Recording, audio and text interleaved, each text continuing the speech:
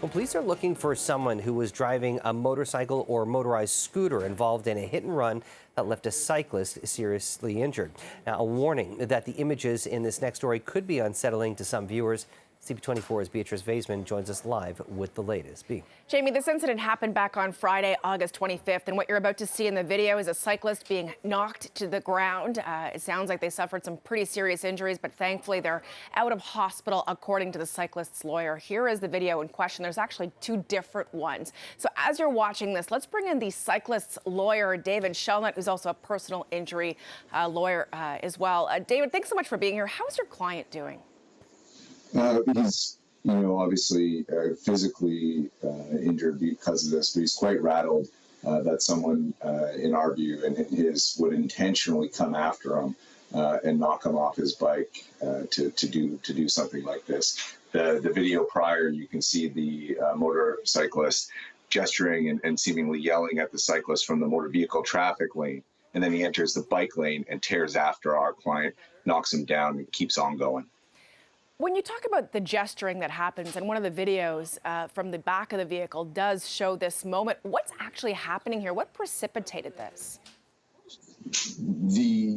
Prior to the video, the motorcyclist had cut off our cyclist client, who gestured in displeasure to the motorcyclist, but nothing physical or anything like that. And then this person, who obviously seems predisposed to violence, took a gesture in an incredibly terrible way and decided to use violence against somebody. No matter what you do on the road, you say to someone or you flip them the bird, it does not justify using your vehicle as a weapon to harm or injure that person.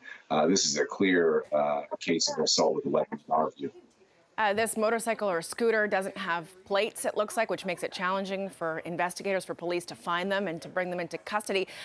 I know you provided this video to investigators. Where are they with this? They put out a photo today looking for this individual as well. That adds an added dynamic. That they were driving around in this motorized vehicle without plates really says something here. Police have been doing a great job in trying to track down additional footage, but it's time they now have asked for the public. And then that's what we're doing here today, speaking with you, is to try and identify this person with a lime green or yellow helmet that rides with a white helmet beside them. Take a look at these pictures. We really need to get this person off our streets. They obviously posed a risk to our client, but certainly they pose an ongoing risk to the public.